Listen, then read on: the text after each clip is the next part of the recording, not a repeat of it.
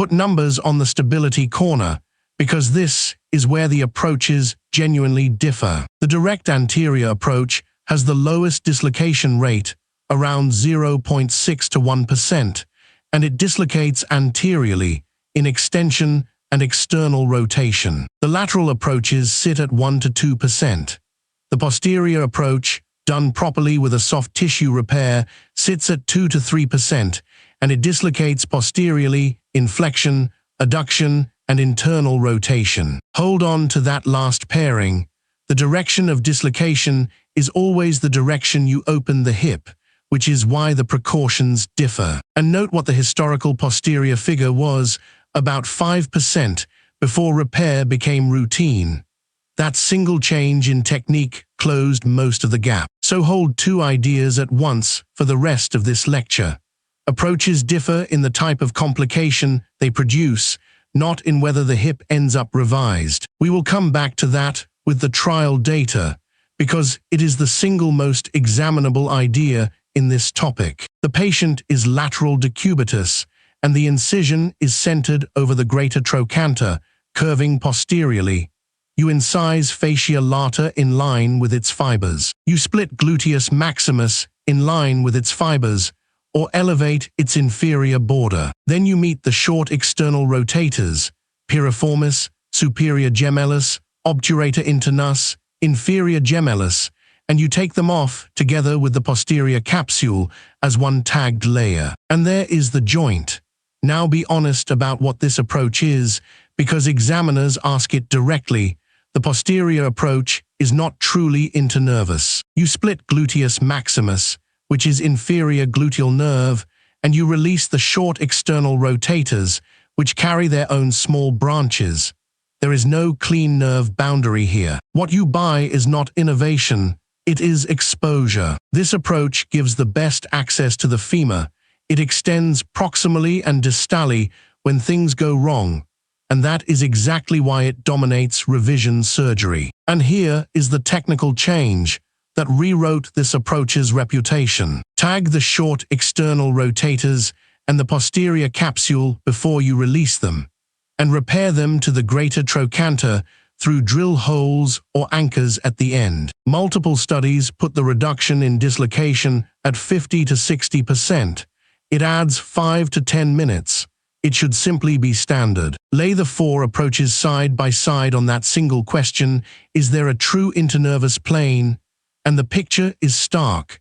Direct anterior, yes, superior gluteal against femoral nerve. Anterolateral, the Watson-Jones, no true plane, because tensor fascia lata and gluteus medius are both superior gluteal nerve, although they can be safely separated. Direct lateral, the Hardinge, no, you are splitting gluteus medius and minimus.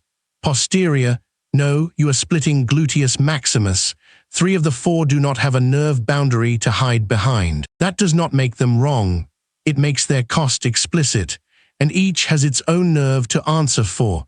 The lateral femoral cutaneous nerve anteriorly, the superior gluteal nerve in both lateral approaches, and the sciatic nerve posteriorly. The direct lateral or Hardinge or transgluteal approach.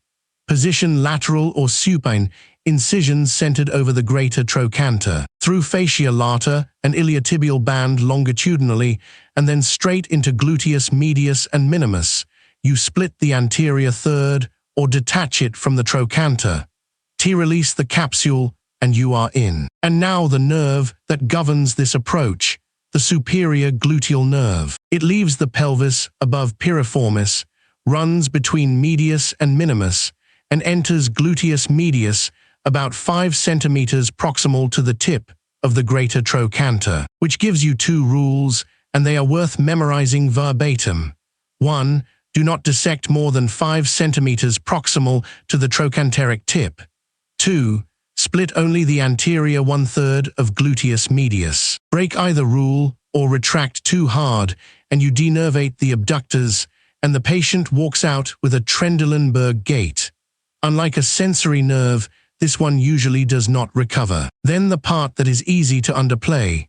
The anterior third you detached must be repaired back to bone with non-absorbable sutures through drill holes. If that repair fails, the abductors are deficient, whether or not the nerve was ever touched. The anterolateral Watson-Jones is the cousin of this approach, a more anterior incision, working anterior to gluteus medius rather than through it, so less abductor damage, but the same superior gluteal nerve at risk and a harder capsular release. Now the hard outcomes at the highest level of evidence available.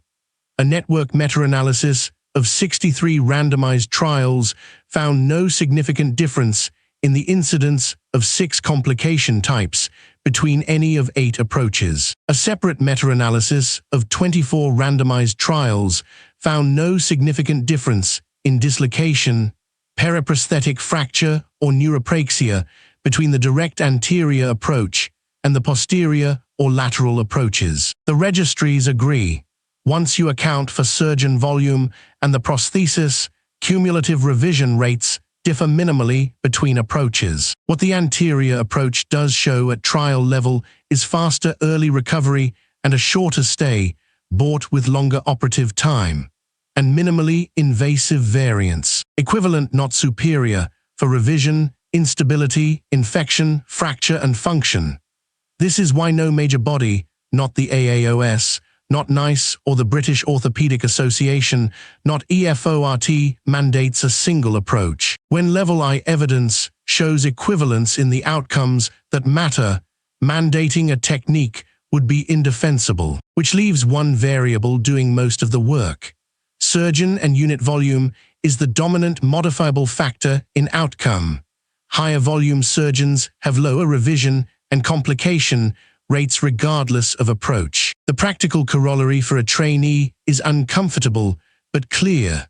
Master one approach to high volume rather than dabbling across several. Whichever window you choose, the hip is stable or unstable according to where the components end up. The classic radiographic target is the Lewinnek safe zone, acetabular inclination of 40 degrees plus or minus 10, so 30 to 50, and anteversion of 15 degrees plus or minus 10, so 5 to 25. Cups outside that zone had a markedly higher dislocation rate in the original series, but the cup is never assessed alone. Combined anteversion, acetabular plus femoral stem anteversion, is targeted at roughly 25 to 50 degrees. Widmer's rule of thumb puts cup anteversion plus 0.7 times stem anteversion at about 37 degrees. Too little combined anteversion, and the hip impinges anteriorly and dislocates posteriorly. Too much, and it does the reverse. And each approach has its own malposition tendency. Lateral decubitus positioning can introduce version error through uncontrolled pelvic tilt, while supine anterior surgery with fluoroscopy gives you intraoperative control of inclination and version. But do not leave with the safe zone as a guarantee, because this is the trap. A substantial proportion of dislocations occur with components measured inside the Lewinnek zone. A static radiographic target ignores the dynamic change in pelvic tilt between standing and sitting, which is exactly why the stiff or fused lumbar spine matters, and why patient-specific targets and dual mobility bearings exist. The safe zone is necessary. It is not sufficient.